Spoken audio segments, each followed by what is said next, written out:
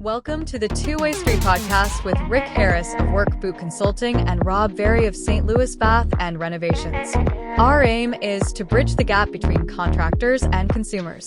Remember, communication is always a two-way street. Welcome to the Two-Way Street podcast. I'm Rick Harris of Work Boot Consulting. I'm joined by my good friend, Robert Berry from St. Louis Bath and Renovation. And I always enjoy these conversations. And today, Rob, what are we going to talk about today? We're going to talk about successes and failures and what we learned from those. And we could let it branch off into a number of areas. But as soon as I give you guys this topic, you're going to know exactly what I'm talking about. If you're paying attention, if you've ever made a mistake in your life, you're going to know exactly what I'm talking about. You know, the contractor that comes up to your house that you've asked him to give you a bid on your project, you need a new deck, you need new plumbing, you need a new roof, whatever, fill in the blank. The contractor that shows up to your house, unless he's 19 years old, if he pulls up to your house in a nice truck or a nice clean truck and he's got his uniform on, some sort of company branding, he's got his clipboard or his recording device, his smartphone. He's got all these things, these accoutrements that when we have the right uniform on, we look the part. Well, that contractor that's showing up to your house, this is probably, if he shows up like that, probably not his first time. It's probably his 500th time. And you, Mr. and Mrs. John Q. Public, I'm just saying consider that, because he's prepared for your meeting, not because he has never sold any jobs, not because he hasn't had any successes, but you and I both learn from our mistakes more from our failures, don't we? And that's my premise. That's the premise for today, that we learn more from our successes and failures. Contractors, in this world, we like to say to the clients that may not see our value, we tell them, hey, you're paying us for the years, not the hours. And so just consider as a consumer that the contractor that you're seeing, if he's coming prepared and he's clean, sharp, and he's on the ball, he's punctual, this is probably the 500th time that he's done this. It's certainly not his first. And that contractor also needs to give you, the client, some grace, because you, the client, may not have all the perfect answers before. If you're like my company, if you need a bathroom remodeled, how many times do you think about having your bathroom remodeled? You're not. You're not thinking about that. But I've had that conversation as many times as you guys have asked, what are we having for dinner? And that's how many times I've had that conversation. You guys may not be thinking about your bathroom renovation until you see a water stain on the ceiling from the floor beneath, and that's right beneath our bathroom. What's that going on? And you're not thinking about remodeling the bathroom, but because of that leak, you think, well, shoot, if we got to tear that open, let's just do it all. But we learn more from our failures than our successes, and that's the premise of that, so that we can give grace to one another, from contractor to client, and certainly from client to contractor. And right. Rick and I will often talk about things prior to when we start recording, but I didn't quite pose that question to Rick when I mentioned that. So, Rick, what are your thoughts when I say that we learn more from our failures than our successes, and couching that with, how could a client be better prepared for the contractor that's about to show up? And also, how can the contractor be better prepared for that client, to put them into the consumer's shoes when a stranger's asking for money? Well, it was interesting. I said this the other day to somebody, the definition of insanity is doing the same thing over and over again and expecting a different result. And I have had some glorious failures over the years doing. Wait, you're not perfect? Yeah, exactly. Come on, with hair like that? Are you kidding? Yeah, exactly. Yeah, thank you. but I also remember the good things that had happened. And if we take note of the screw ups that we've had, but if we don't take time and pause to say, well, why did that screw up? Mm, What did we do? How can we make sure it never happens again and never make that mistake again? Same thing happens when we succeed and things go extremely well. You do whatever it is you do, and it went extremely well, but you don't take the time to pause and say, well, what was it about that we did that went really well? mm. And for you And listeners, Rick just got the gold star because he just jumped right. We could have milked this for 30 minutes, and Rick just jumped to it in 4 seconds. That right. when we fail, what does it help us? What does it benefit us to reflect on what we failed or why Yeah. we failed, rather? Oh yeah, no, absolutely. Absolutely. And it's one of the things where if you are not making a record of how you succeeded or failed, like a recipe, you will you will be doomed to make those same mistakes over and over and over again. So Mm, um, it's all about keeping track of the things that you do. So when a contractor shows up to your door, whether it's for a renovation or a service call or that sort of thing, it is important to ask, do you have experience with this? We talked about before about the client I had who had a foundation repair company renovate their washroom, and it was horrific. And that would be a case if somebody showed up. It is important. It is on, and obviously you've gone through the qualifying process with your client, or if your client, you're qualifying the contractor, and you're qualifying them for a bunch of different ways. Checking their rating, their reviews.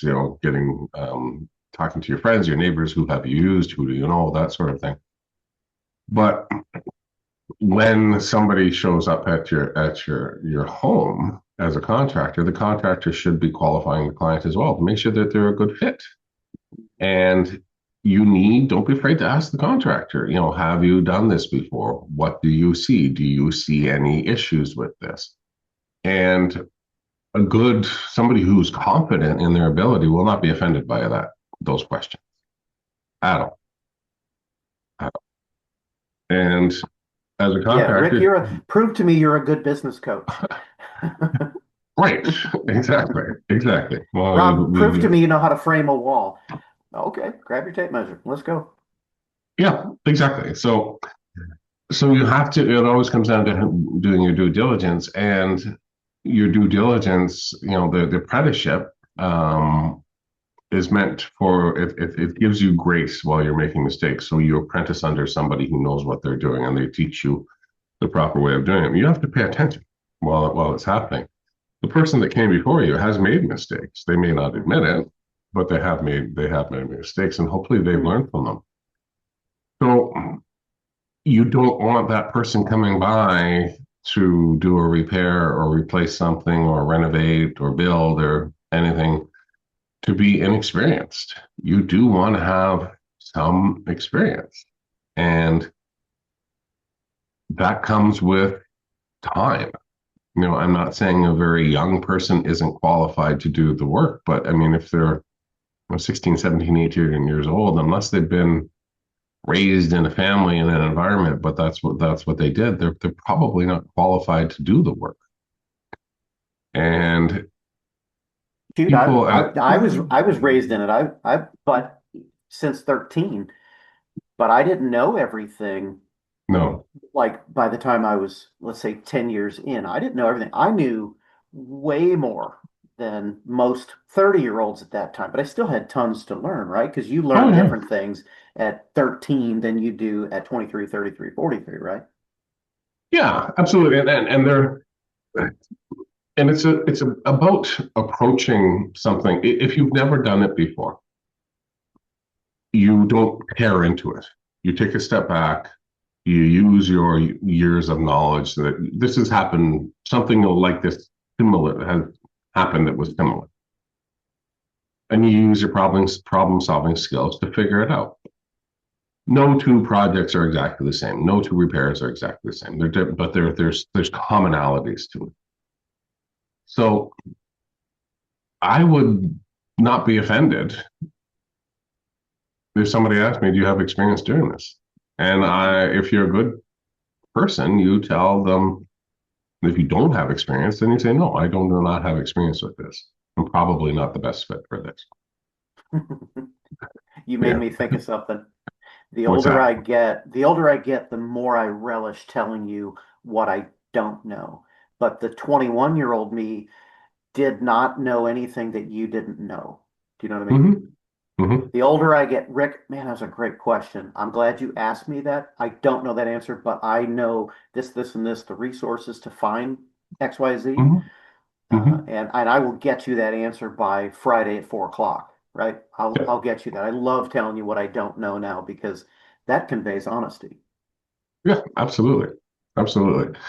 So those are the types of things that, like, a general contractor doesn't know how to do every single thing, but they do have to have skills in something, and usually they're skilled carpenters. And the general contractor, but the general contractor has to have a basic idea of how everything else works. The plumbing, the electrical, the HVAC, all that stuff. They have to have an understanding of it. And chances are most general contractors have had a run at doing certain things along the way, and they can do it. And that's the thing. Just because you can do it doesn't mean you should do it.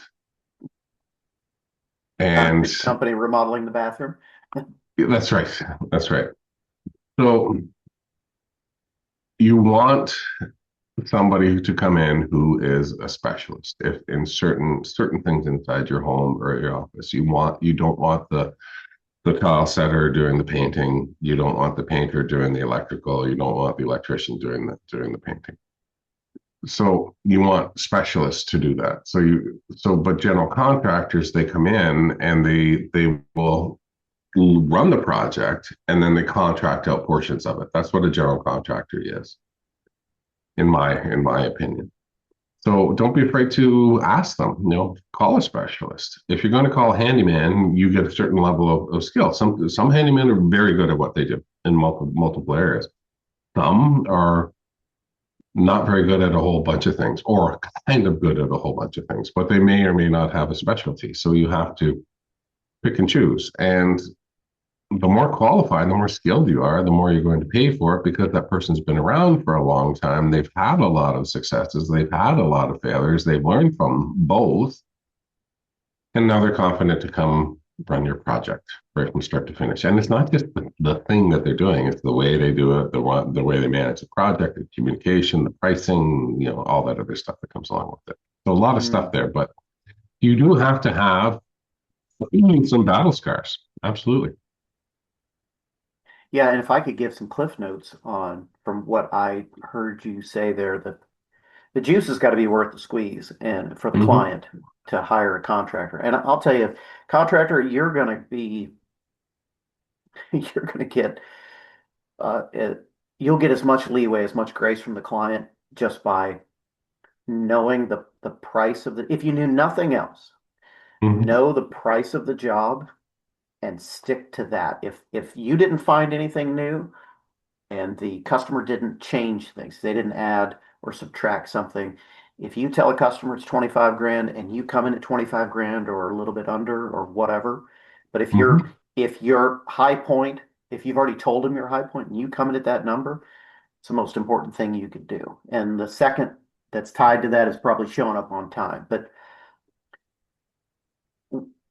give us the why give me your gut reaction, Rick, to we learn more from our failures than our successes. How could a client be better prepared for the good contractor that's going to show up? What would what would give that what how could the consumer put themselves in the driver's seat or certainly be a much better passenger in this thing of this odd dance that we all do of having strangers over and talking about money and being in your most private areas with your home the underwear drawer isn't quite pushed in, or the kids made them, they got Mm. Legos all over the place. How could a client be better prepared for that good contractor that's showing up? Well, it's like anything. They're professionals. If you're hiring a professional, you accept their opinion and their knowledge. But you're like, going to Dr. Google and then going to your physician and saying, this is what's wrong. Well, why are you here? If you know exactly what's wrong with you, why are you coming to me? Hmm. So educate yourself, but understand that that education is just a sliver of the knowledge that that professional has got for you. And come with some knowledge and come with some questions. There's nothing wrong. A good contractor will more than happily answer questions for you. And if they have questions about this, that, or whatever it is, ask them. I heard that do you find, I heard that X, Y, whatever, maybe how to insulate the basement, that type, because there's always a debate back and forth, how do you insulate the basement properly? And the contractor may have opinions, but if you ask the contractor and you come at them with, both barrels blazing that you know exactly how to do this, a good contractor is probably just going to turn around and walk away. Be I had to curious. do that a couple times. Yeah, be curious. Have some knowledge. Same as I went to my physician with some knowledge, and they said, "Well, no, that's actually not the case." Mhm. Okay, great. Oh, I'm missing. Who knew that nowadays you'd be misinformed from stuff that you see on the internet? So, Abraham Lincoln said that exact same thing. okay. Yeah. Yeah. So, So you yeah, said be curious and have some yeah, knowledge. I think that's yeah, two fantastic things. Be curious and have some knowledge. yeah, and but not to the point where you're, condescending. And you're a contractor, so you get it. A lot of people come across as they have knowledge, they want it, they feel as if they're empowered with this knowledge, and they become condescending to the contractor who has had thousands of hours worth of experience, and they're questioning somebody that is an expert. It's okay to question an expert, but don't be questioning their knowledge and their ability. Yeah, if I could add a quick dovetail to that, and I think what you said is perfect. It's not to a prepared contractor, to a professional, to an expert in their field. You're not going to hurt their feelings with No. what you say. Mm-hmm. You may lose a good contractor with how you say it. Right. Yeah. Like it'd be the question, load bearing walls are all usually the question that people, I want to take that wall out. Oh, you do. Well, is there a reason why?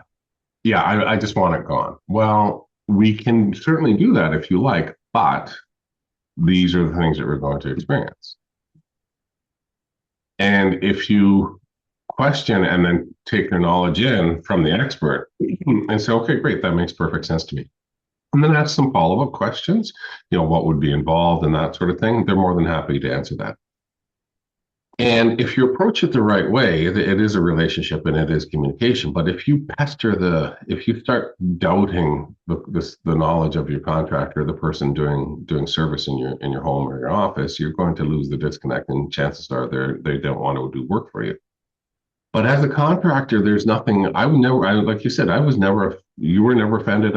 With a genuine question. I love good questions. I really do. Absolutely, more than happy to talk to you. But a lot of people in the trades don't. They just let me do my job.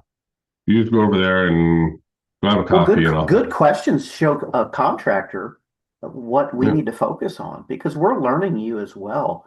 We're as a client. If you express to me, it's really important that we talk about dust control or hey Rob, why do we sand the walls between coats of paint? Or why do we need floor protection down on the floor that says it can't get hurt? It just on and on and on. That your questions show me what's important to you. And Absolutely. that's a backdoor way of telling me what's important. Is your contractor listening? Hmm. And you should be. And so Hmm. great questions are, man, I love that because the more you know as a client, Rick, the easier Hmm. my job is. I say that almost, shoot, 70% of the time. The more they know about what they want, that very quickly tells me if how I can help them or if I can't. So absolutely, and ask, if you're hiring somebody to come and do a renovation for you, ask them how much will you personally be involved in the project. Will you be here every day? Are you the sales rep? How much of the work do you subcontract out? Do you Mhm. have sub trades coming in? What does this, ask those questions, how long and do. What does dust Mhm. look like? What do you do here? Will I need to provide a washroom for you? Those sorts of things. And a good contractor will lay out the expectations. And so the thing about that and consultation with the client. That handoff, when you're handing off the client to your team and your subcontractors, it is so critically important that you lay out the client expectations to your team. Our Mhm. client expects that the following things are going to be happening. Wait, why would They I are need to tell my team what's important to the client? because some people are very fussy, and there's nothing wrong with that. They don't want you parking here. They don't want you eating lunch in their house, or they're more than happy to have you, sit down and either way. Shoot, some of them will make you lunch. Yeah, that's happened before. I remember, I've had lots of, they're more than happy to make coffee and this for it, but you have to lay out the rules of the game to your team, to your subcontractors when you're doing Mhm. projects like that. Mhm. And if you don't, if they just show up and they kick the door in and start browbeating the your client, don't be surprised if your client turns on you. Oh man. Yep, we've all been there from that the client that'll make you food to the client that says, I don't even want you guys sitting in the truck at lunchtime. I don't want to see it. Yeah. We had a guy tell Yes. us that we couldn't use the bathroom. Oh. He would Uh, this guy wouldn't shake my hand. oh. Uh, Oh. this guy, his last check, he had a Dodge Durango parked in the driveway. And I went up there to get the last check. He sent me an email and told me that the last check was in the Durango that was parked and it was under the floor mat. What did I shoot your child? Did I slash your tires? This guy was so weird. You got to go one more step than what the customer has told you. If the customer told you, man, that dust protection is important, take it to one more step more. Um, if they've asked you to wear blue jeans, man, wear slacks. It goes one more step beyond because they're giving you clues. Hmm. Kind of like dating. You got to pay attention like that. Absolutely. And that's a great point that you brought up. So everybody's had to deal with tradespeople, whether it's a mechanic or this, car mechanic, whatever. You should, in that experience, know what you're looking for in a contractor or a tradesperson. So when a client calls up and asks you questions, it could be something as simple. Do any of your team members smoke cigarettes? Because maybe that person is deathly allergic to cigarette, or they can't stand the smell, or whatever it is, or those types of things. They've experienced it. Those are successes and failures. So be particular about who you want doing whatever it is. And as a contractor, if you work with people that, yeah, the project was done, but it wasn't a whole lot of fun, that's a failure. Learn from that.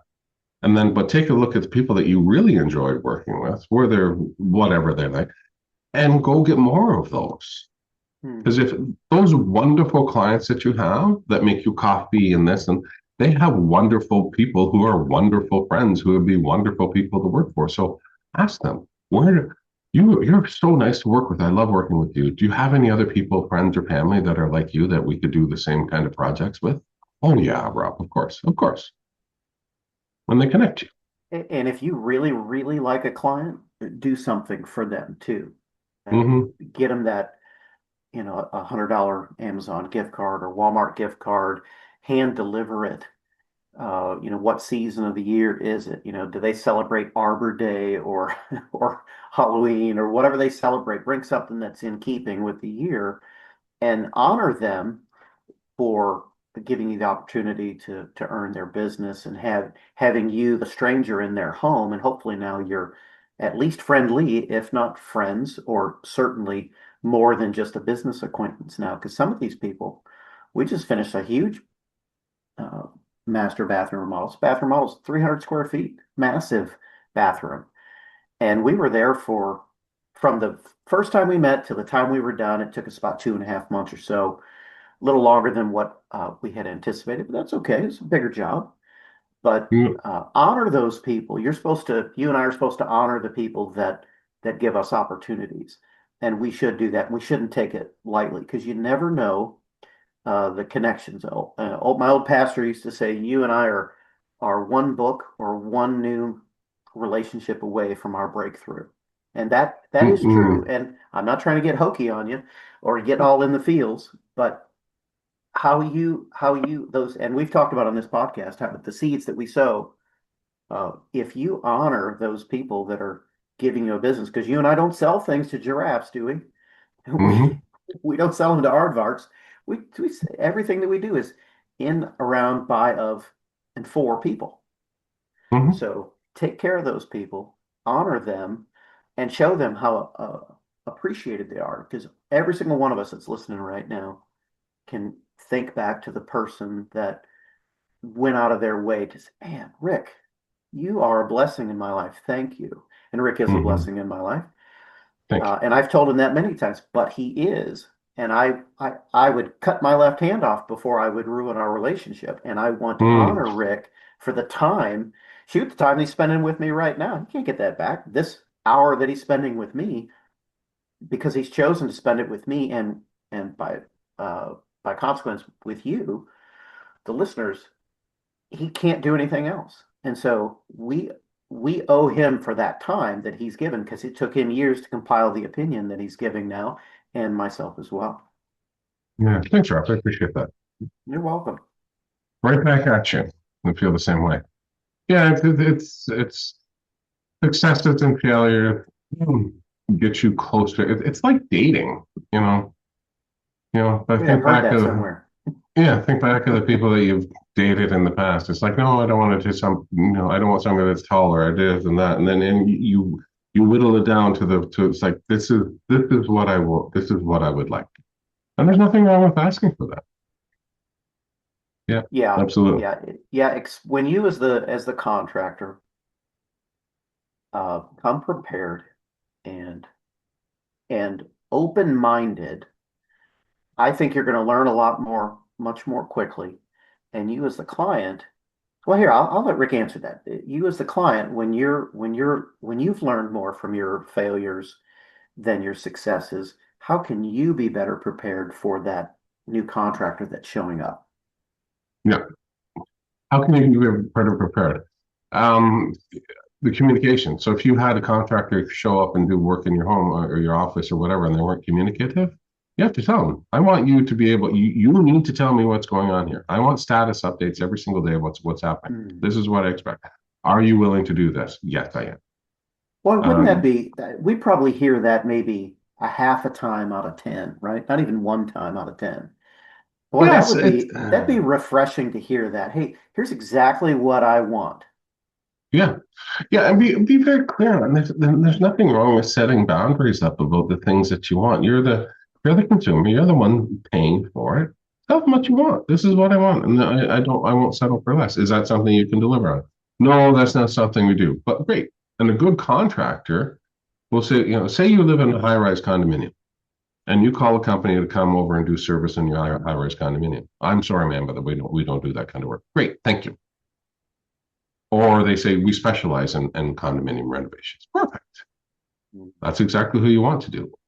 So it's being those people have the reason they may or may not do different types of work in different types of areas because of their experience, what they've experienced. We've experienced over the years that right? The same as I've experienced over the years that residential service work is not something that you want to be doing because most people who call you out of the blue for a repair normally don't look after the stuff that they have.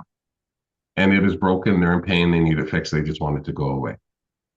If they called you and said, can you come out sometime this week and take a look at something that I have that needs some repair?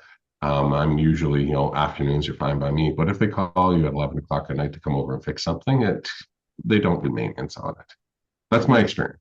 I could be wrong, but that is my experience. So it just be super careful about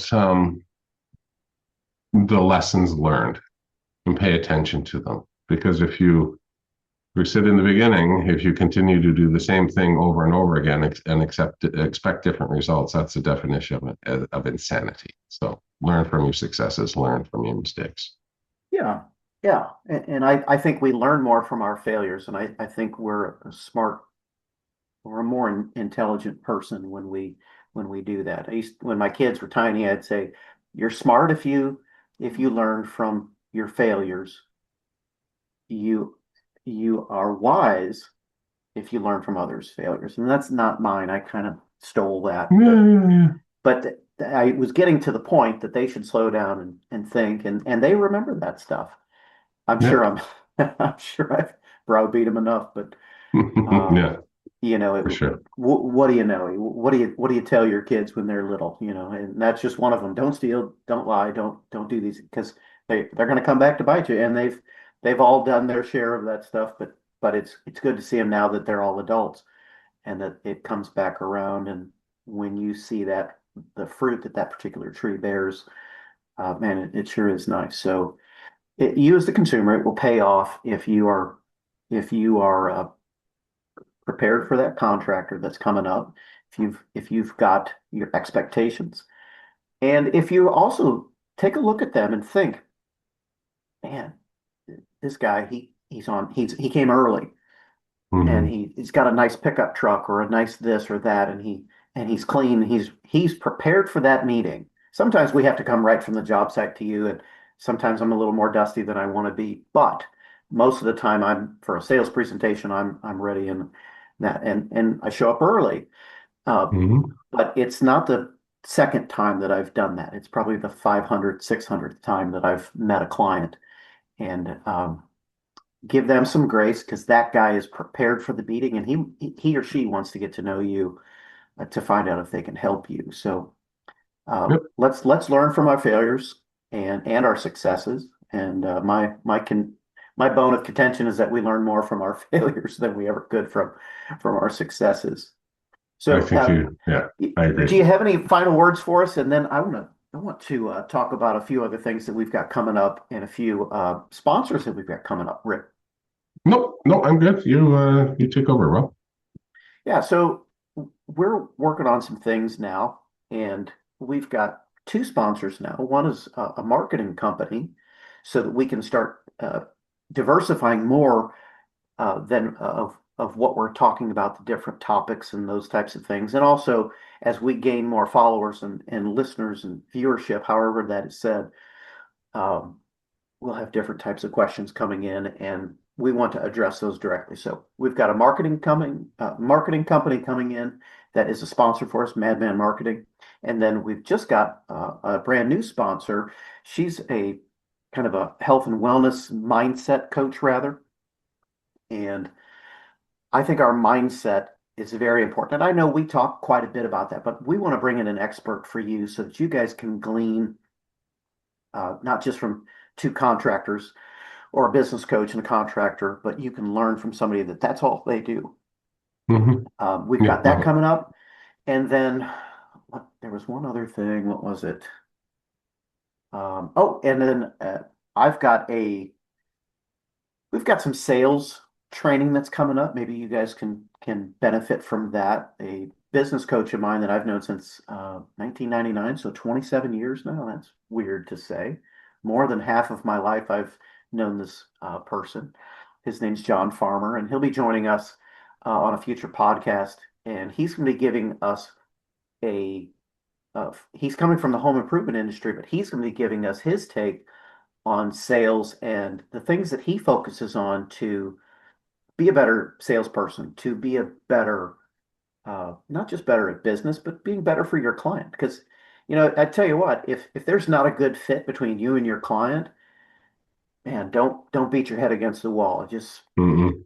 grab your hat and your paperwork and just thank them for the time and wish them well. And if it's not a good fit, it's way better than beating that dead horse for 6 months until they're finally off your back. So, Yeah. but we've got some things that we're planning for you, and I'm excited about it. And I hope that you guys like, share, and subscribe. You can find us on YouTube. Maybe you found us there or on Spotify.